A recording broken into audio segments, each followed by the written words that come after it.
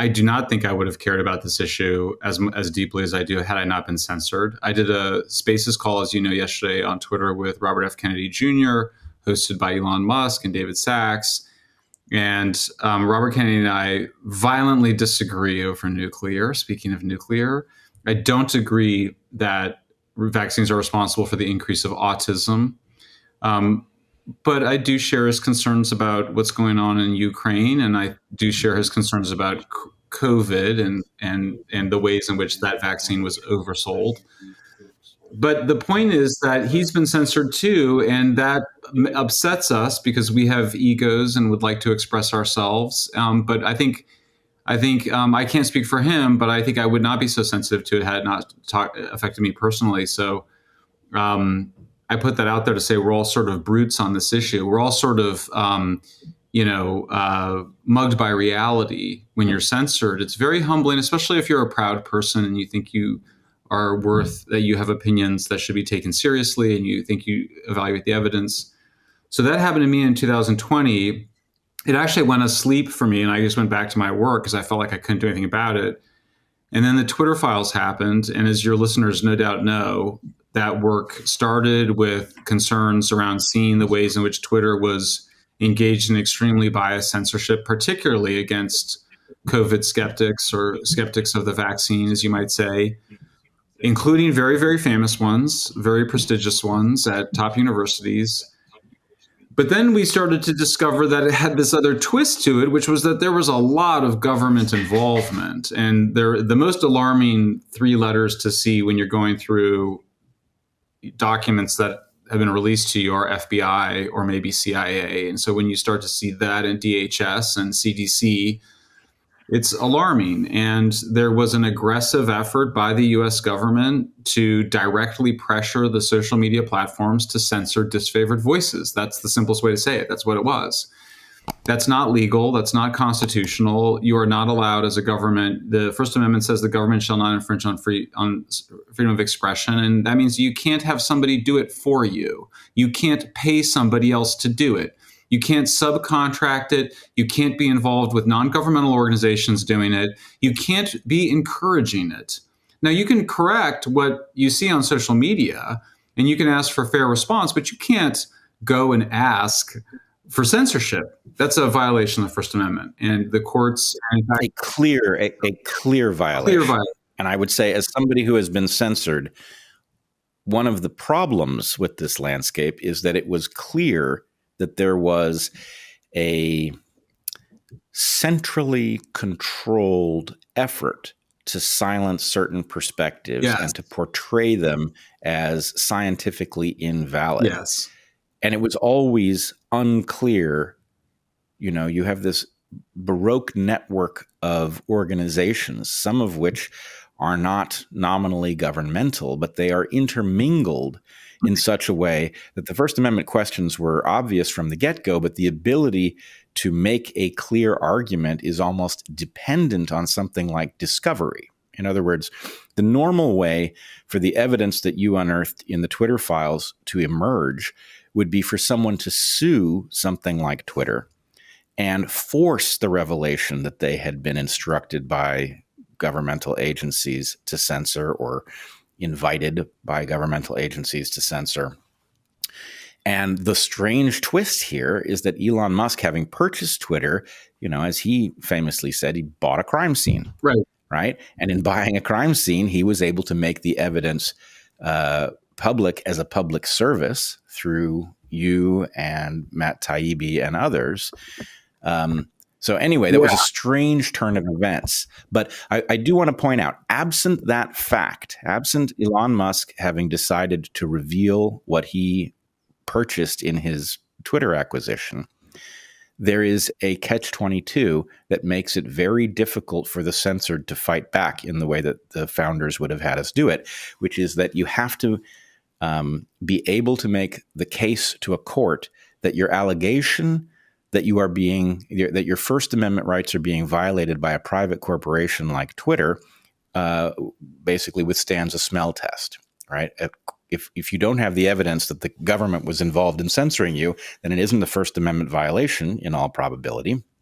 And a court might not be favorable to your action, and you'd be thrown out of court. So it required somebody sympathetic with the First Amendment to even discover that the evidence was there that this involved government. Now, because this podcast may be scrutinized later, I do want to point out there are legal reasons to believe that actually the government does not have to participate directly in a censorship action in order for the First Amendment rights of a citizen to be violated.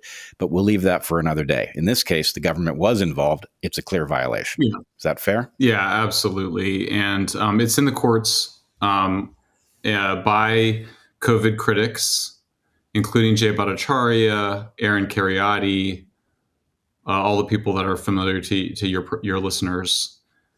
And I think they're going to win. And I mean, I hope they win. It's been hard exactly for the reasons you say. The courts have not been where they need to be, in part because I think there's also been some lack of clarity, which I feel like I've tried to gain around what should be done. And that is that it's very hard to make the social media platforms carry speech that they don't want to carry, because that's also a violation of the First Amendment, because the First Amendment does not allow prescribed speech. Of course, that's the great controversy that Jordan Peterson got into in Canada. He was protesting originally, when he became famous, the requirement that he be required to use adopted pronouns rather than natal birth pronouns for people. And in the United States, the Supreme Court has been very, very clear on that issue. There's no doubt about it. You can't make people say things. So making social media companies carry speech that they don't want to carry is probably not going to work. And we can't have a government regulator of speech. So that what does that leave you with? It really leaves you with transparency, that you have some requirement that the social media platforms must explain why they are censoring me. And I would go further and say they must give me a chance the right to respond, and have a chance so that if I feel unjustly or you feel unjustly, frankly, disparaged, discredited, harmed by being defamed, by being deplatformed, there's psychological and financial consequences to those behaviors. And so we have a right to a remedy. And so I do think that is up to the Congress, that it needs to do it.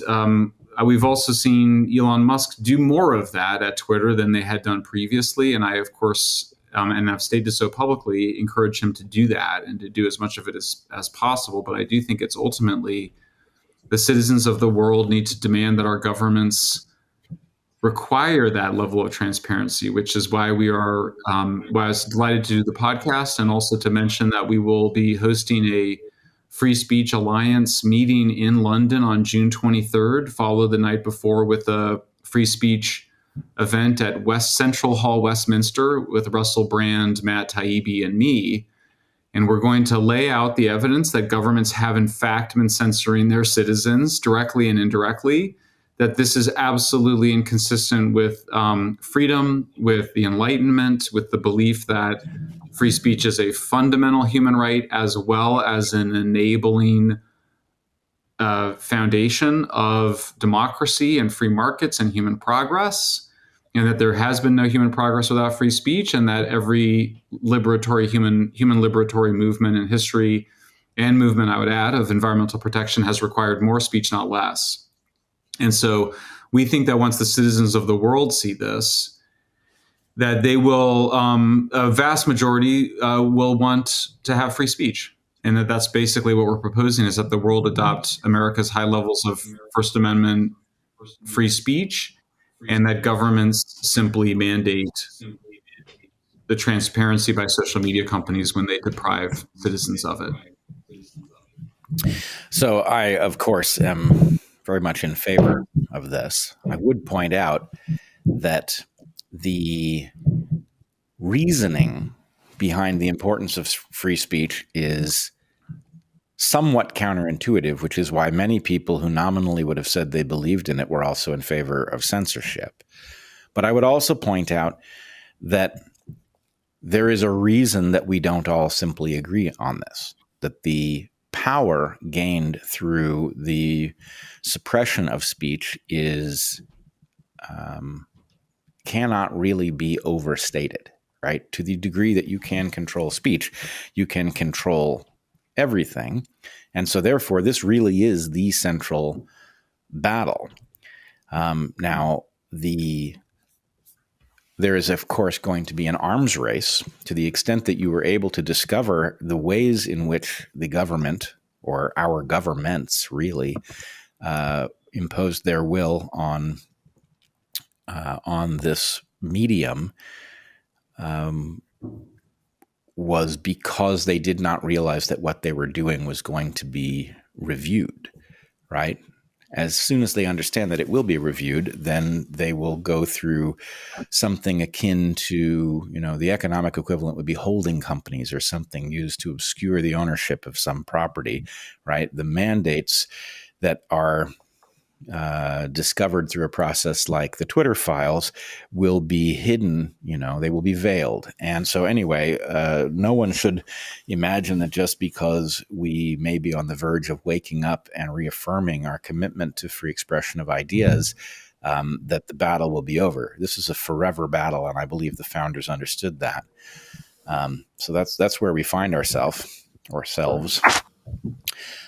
you want to put some color on what it is beyond the jaw-dropping fact of the U.S. federal government and its various agencies pressuring social media companies to censor citizens who were, frankly, not only doing something that was protected, right? Vile speech is protected, but this was the federal government actually interfering with the right of citizens to even discuss questions of their own health and the wisdom of certain policies that the government was advancing, right? So this is actually citizens engaged in responsible behavior who were being censored and stigmatized and defamed at the behest of the federal government.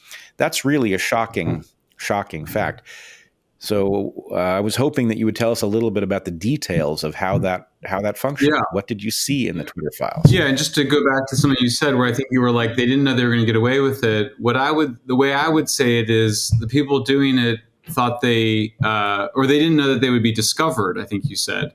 Yeah. I think that they thought they would get away with it.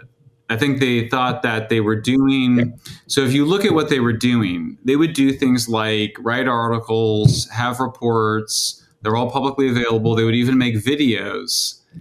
And one of my colleagues, I think one of the most important of the censorship leaders, a very influential policy advocate for censorship in the censorship industry, named Renee DiResta. She's a former CIA fellow. When a colleague of mine watched her video and he said, "She's so boring. How do people listen to her? She's so boring." And I was like, and I remember there was a moment where I thought she was boring too, but I also knew there was something going on. And then by the time this colleague said that, I was like, well, actually, she's like one of the most interesting people by far. You have to understand what she's saying. She's actually describing how the First Amendment is a problem and how they need to create these ways to get around it. She called her talk to the Department of Homeland Security's Cybersecurity and Infrastructure Security Agency, almost a name designed to make you forget what it is or how to say it.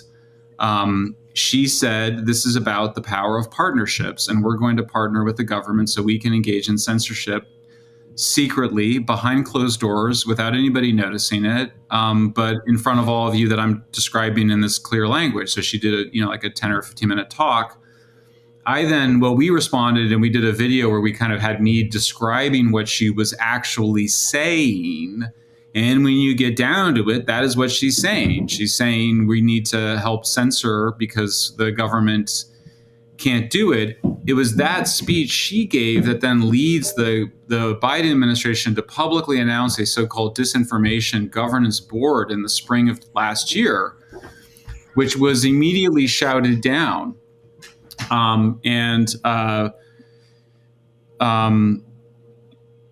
We also discovered that Barack Obama, a week before that governance board had been announced, had made the case for the identical kind of censorship government agency, a kind of agency to control speech. And then and then when you challenge them on it, they kind of run away from it and they go, well, but why are you saying the government has a right to speak too? Of course, the government should be able to speak, and that's all it's doing. And so they end up in a kind of retreating to a kind of, sophomore philosophical conversation about how it's all just the same. It's all just speech, and it's all just, and that also there is content moderation. So I think the other thing you have to understand is that there's content moderation going on.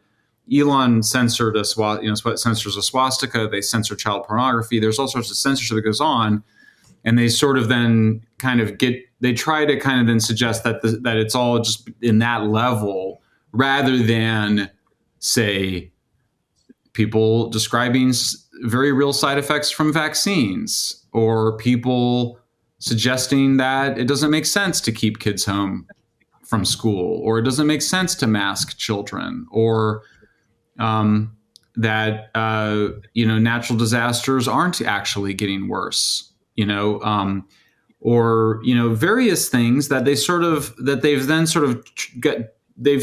used the conventional wisdom to then lump minority views into the same category as the swastikas and the child porn.